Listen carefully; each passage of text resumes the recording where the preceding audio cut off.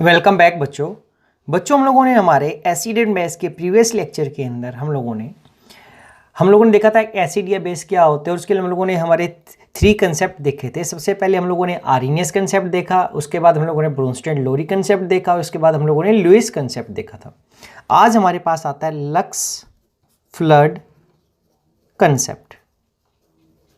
देखो lux flood concept क्या होता है कि ये ऑक्साइड के रिस्पेक्ट में बताता है। इसके अकॉर्डिंग क्या बोला है, acid are the substance which accept an oxide ion, यानी कि O2 नेगेटिव आयन को। और बेस क्या बोल दिया, बेस आर द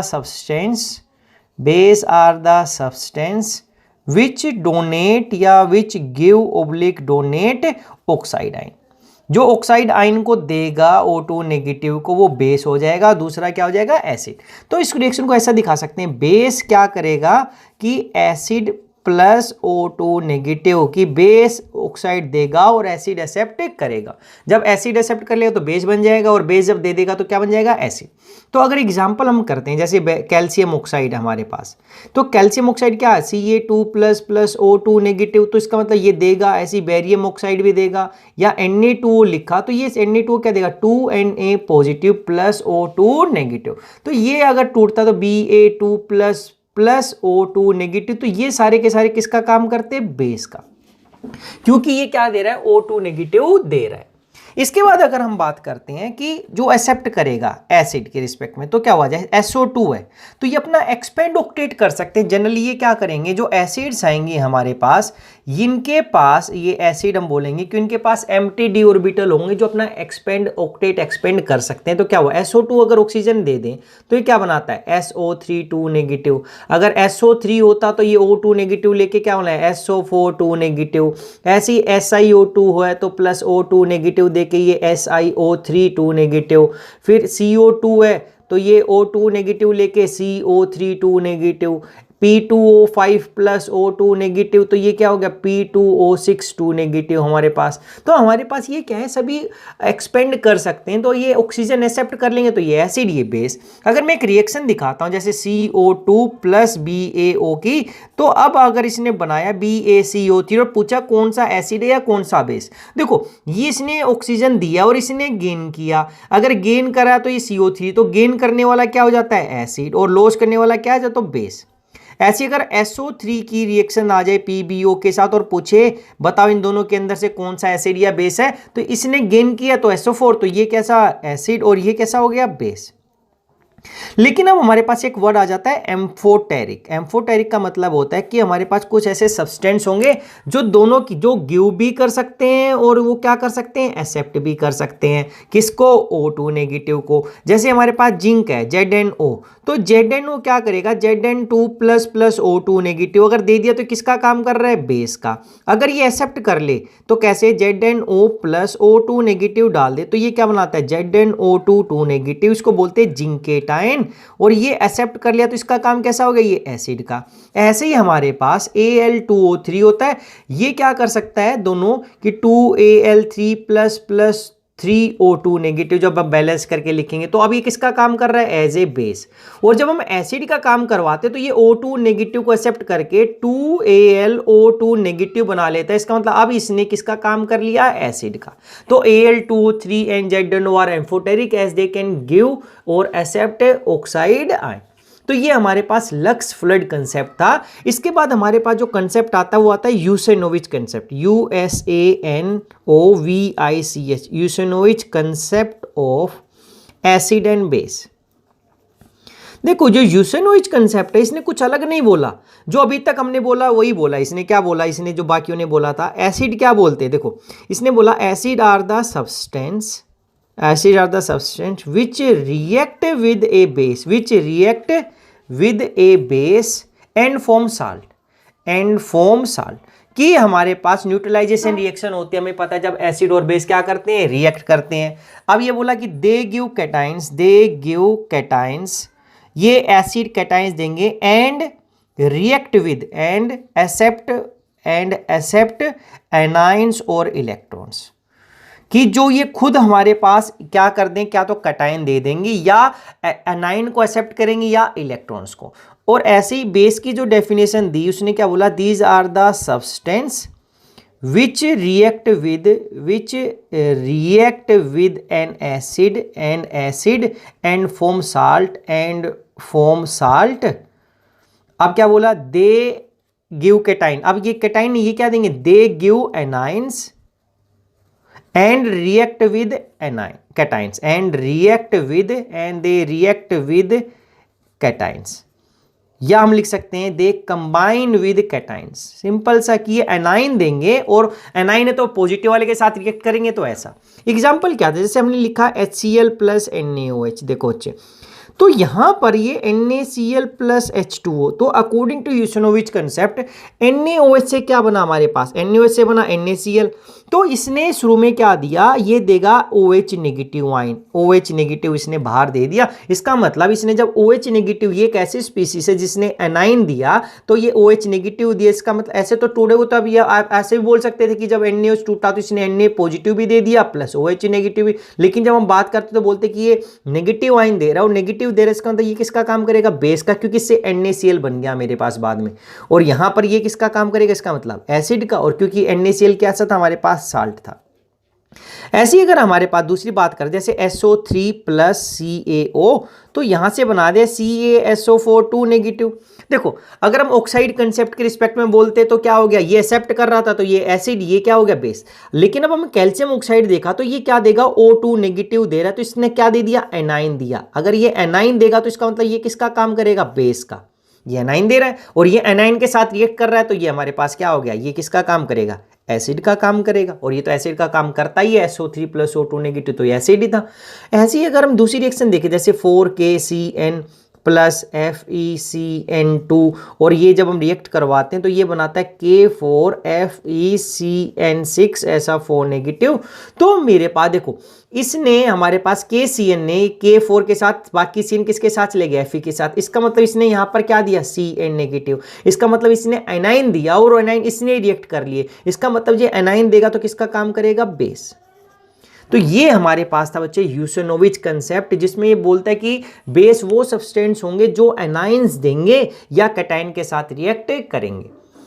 तो अब इसके बाद हमारे पास एक कंसेप्ट और आता है जिसको हम बोलते हैं सोलवेंट सिस्टम कंसेप्ट, या इसका एक और नाम हम बोल देते हैं, ये नाम होता है कैडे-एल्जे सिस्टम या कंसेप्ट। देखो सोलवेंट सिस्टम कंसेप्ट ने क्या बोल दिया एसिड के बारे में, acid is a substance which either by direct dissociation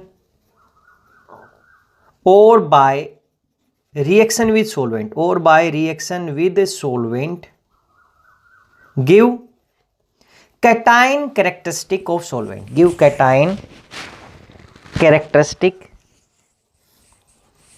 solvent,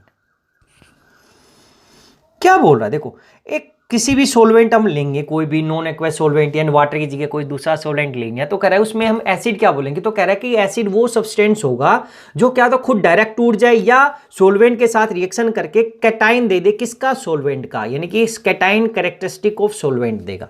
ऐसे ही अगर हम बेस की बात करेंगे, अभी हम देखते हैं कैटाइन कैरेक्टरिस्टिक क्या होता है। तो ऐसे क्या होगा, सब्सटेंस बेस क्या होगा, base substance, it is a substance which either bye, देखो डायरेक्ट डिसोसिएशन और by reaction with solvent give A9 characteristic of solvent. एक ये डिफरेंस है, बेस उसका एनाइन पार्ट देगा और एसिड उसका कैटाइन पार्ट। फॉर एग्जांपल अगर हम लिखते हैं, फॉर एग्जांपल अब हम एग्जांपल करते हैं, अगर मेरे पास वाटर सोलवेंट है, क्या सोलवेंट है, वाटर सोलवेंट, तो जो वाटर टूटता है बच्चे हमारे पास, तो वाटर हमें H पॉजिटिव देगा और OH नेगेटिव, ऐसा इसको मैं बोल सकता हूं ये कैटाइन कैरेक्टरिस्टिक है, कैटाइन कैरेक्टरिस्टिक। अगर मेरे पास वाटर सोलवेंट हुआ तो इसकी ये कैटाइन H पॉजिटिव देगा और ये क्या हो गया उसका एनाइन कैरेक्टरिस्टिक। ये उसकी कैरेक्टरिस्टिक है। या ऐसा हो सकता था कि इस H पॉजिटिव को कोई दूसरा H वाटर एक्सेप्ट कर लेता। अगर दूसरा एक्सेप्ट कर लेता तो ऐसा करते, देखो 2H2O लिखकर जब हम इसको ऐसा दिखाते हैं तो क्यों, क्योंकि एक H वाटर से एक वाटर वाला H पॉजिटिव OH देता, तो जो एक H पॉजिटिव निकला वो दूसरा वाटर एक्सेप्ट करके हमें ऐसा मिलता H3O positive plus OH negative. क्या, तो अब ये भी क्या हो गया हमारे कैटायन कैरेक्टरिस्टिक, कैटायन कैरेक्टरिस्टिक। तो हमारे पास CHARACTERIS कैरेक्टरिस्टिक, और ये क्या हो गया हमारे पास एनाइन। तो कह रहा है कि अगर मेरे पास कोई ऐसी स्पीसीज है या ऐसा सब्सटेंस है, या तो वो H पॉजिटिव खुद दे दे या वो H3O पॉजिटिव की कंसंट्रेशन इंक्रीज कर दे, यानी कि कैटाइन की जो सोलवेंट की वजह से जो कैटाइन मिलते हैं, क्या तो डायरेक्ट वही दे दे या उनकी कंसंट्रेशन या अमाउंट को बढ़ा दे, तो वो एसिड होगा। अगर कोई सब्सटेंस OH नेगेटिव की कंसंट्रेशन बढ़ाएगा, इसका मतलब वो एनाइन बढ़ा रहा है और वो क्या होगा, बेस। फॉर एग्जांपल जैसे आपने डाला HCl प्लस वाटर, तो वाटर सोलवेंट तो लेके, तो अब ये क्या देता है, क्योंकि H पॉजिटिव देगा तो ये क्या देगा H3O positive plus Cl negative, क्योंकि जिसने जो H पॉजिटिव दिया इसने एक्सेप्ट कर लिया, तो हमें क्या मिला, वाटर के अंदर हमारी कंसंट्रेशन किसकी बच गई, कैटाइन की इंक्रीज हो गई। तो इसका मतलब है कि अब HCl act as acid in किसके अंदर, water, because it increase concentration of cation which are characteristic of solvent. समझ में आया बच्चे हम लोगों ने क्या बोला, because HCl behave as acid in water because it give या it increase the cation characteristic of water solvent. अगर आप नॉर्मल अगर इस H पॉजिटिव ही देता, H पॉजिटिव प्लस Cl, लेकिन वो H पॉजिटिव इस वाटर के साथ रिएक्ट करके H3O पॉजिटिव तो देगा, तो डायरेक्ट H पॉजिटिव दे रहा था, उसकी वजह से हमारे पास H3O पॉजिटिव इंक्रीज हो गया। ऐसे ही हमारे पास NH3 होता, देखो NH3 प्लस वाटर, तो इससे जो रिएक्शन होती है हमारे पास क्या होता है, NH4 positive plus OH negative. अब इससे H पॉजिटिव निकल के ये एक्सेप्ट कर लेगा, तो अब हमें क्या मिलेगा, अब इसका मतलब जब NH3 को मैं वाटर में डालता हूं तो हमारे पास OH नेगेटिव इंक्रीज हो जाते हैं हमारे सोलवेंट में। इसका मतलब क्या है, NH3 act as base as it increase the anion characteristic of water. Simple सा, OH नेगेटिव, तो इसका मतलब ये एसिड और ये बेस। आप कोई भी रिएक्शन कर सकते थे हमारे पास इस तरीके से, तो हम वाटर के अंदर जब भी करेंगे तो हमारे पास जो कैटाइन मिलेंगे, तो इसका मतलब H पॉजिटिव H3O पॉजिटिव तो एसिड होगा, दूसरा कैसा होगा, बेस हो। अगर आपने लिखा लाइक CH3COOH प्लस H2O, तो जब ये ऐसा रिएक्शन होता है तो हमें CH3COO नेगेटिव मिलता है, प्लस और क्या मिलेगा यहाँ पर, प्लस हमें मिलेगा H3O पॉजिटिव, तो इसकी वैल्यू इंक्रीज, तो ये किसका काम करेगा, एसिड का। अगर आपने लिखा NaOH प्लस वाटर, तो क्या हुआ, Na पॉजिटिव देता है प्लस OH नेगेटिव, तो हमें क्या मिलता है, Na पॉजिटिव प्लस, अरे वाटर में तो क्या देगा, प्लस ये OH नेगेटिव ही देता है, टूट ही जाता है। और अब OH क्योंकि वाटर के साथ तो रिएक्ट कर ही नहीं रहा, कि उसमें ये डायरेक्ट NaOH की कंसंट्रेशन इंक्रीज कर रहा है, तो ये OH नेगेटिव इंक्रीज, तो NaOH किसका काम करेगा, डायरेक्ट बेस का काम, ये N। और वाटर तो वाटर के अंदर आप रिएक्शन ना भी करो तो ये वाटर के साथ रिएक्ट नहीं करता, वाटर में ये टूट जाता है डिसोसिएट, अदरवाइज ये टूटता नहीं। और प्लस वाटर तो मेरे पास सोलवेंट ही है, तो यहाँ पर NaOH इस तरीके से टूटता है हमारे पास, तो वाटर तो ऊपर लिख देते हैं, तो इसके साथ रिएक्ट करने की जरूरत नहीं। इस बार ये जो H पॉजिटिव दे इसमें इसने एक्सेप्ट कर लिया, इसलिए ऐसा दिखा है, इसका मतलब अदरवाइज ये टूटेगा वाटर की प्रेजेंस में, तो डायरेक्ट OH नेगेटिव की कंसंट्रेशन इंक्रीज कर दी। इस बार यहाँ पे इसलिए लिखा क्योंकि ये वाटर वाले एक मॉलिक्यूल से H ले लेता है, तो NH4 positive plus OH negative, ये नहीं, तो ये बेस और ये एसिड। ऐसी अगर हमारे पास दूसरा सोलवेंट होता NH3 सोलवेंट, अब हम सोलवेंट अलग अलग ले रहे हैं, सोलवेंट। अभी सोलवेंट, अब हमें पता होना चाहिए कि NH3 कैसे डिसोसिएट होता है, तो जब दो NH3 होते हैं तो मेरे पास ऐसा टूटता है NH4 positive plus NH2 negative. क्योंकि देखो बच्चे हमारे पास ये NH2 क्या होगा, एक NH3 होता है, तो एक NH3 कैसे टूटता मेरे पास, ये NH2 negative plus H positive, इस H पॉजिटिव को एक और NH3 रिएक्ट करके क्या बना लेता, NH4 पॉजिटिव। तो जब हम बैलेंस करके लिखाते तो ये ओवरऑल रिएक्शन होती है। इसका मतलब है कि ऐसा सब्सटेंस जो NH4 पॉजिटिव को इंक्रीज कर दे अमाउंट को, तो वो क्या बिहेव करेगा, which increase its concentration act as acid, जो इसकी कंसंट्रेशन इंक्रीज कर दे वो कैसा एक्ट करेगा, बेस का काम करेगा। तो अमोनिया के अंदर आपको पता है ये एसिड आयन है या ये कैसा है, बेस आयन है। तो substance which increase which increase the क्या acidic ion of ammonia act as acid in ammonia. या एसिडिक आयन की जगह आप लिख सकते थे क्या, कैटायन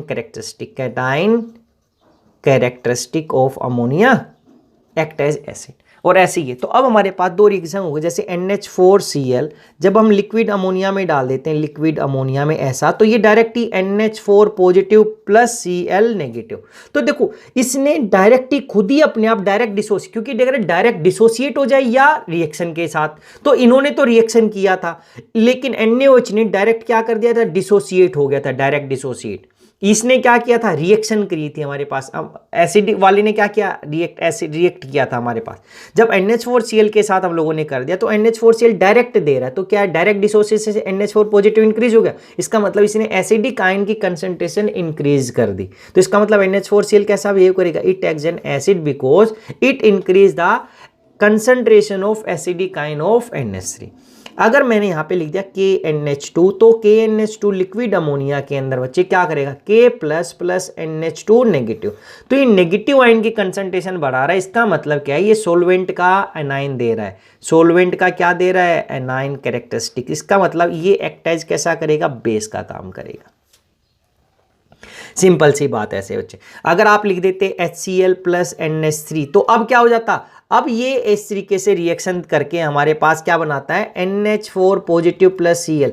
तो इसने डायरेक्ट नहीं दिया, इसने H पॉजिटिव दिया, जो अमोनिया के साथ रिएक्ट करके, इस बार डायरेक्ट डिसोसिएशन नहीं हुआ, ये डायरेक्ट डिसोसिएशन थे। ये क्या थे, डायरेक्ट डिसोसिएशन था उस सब्सटेंस का। यहां पर क्या है, रिएक्शन हुआ है, रिएक्शन विद सोलवेंट जो हमने लिखा है यहां पर। तो इसने HCl दिया, H पॉजिटिव NH3 के साथ कंबाइन करके NH4, तो overall NH4 positive concentration increase हो गई। इसका मतलब क्या है, HCl will increase the cation characteristic of ammonia, therefore it act as acid in ammonia. ऐसे ही लास्ट अगर हम इसी के अंदर लिख दे बच्चे हमारे पास, और लास्ट में हम क्या लिख सकते हैं यहां पर कि ये एक यूरिया ले लेते हैं, जैसे NH2CO यूरिया जिसको बोलते हैं यूरिया। अगर इसको NH3 के साथ रिएक्ट करवा देते हैं, तो हमारे पास मिलता है NH4 positive plus NH2CONH negative. तो ये NH4 पॉजिटिव इंक्रीज कर दिया, तो ये भी किसका काम करेगा, acid. Urea also act as acid, क्योंकि NH4 पॉजिटिव की कंसंट्रेशन क्या कर देता है, इंक्रीज।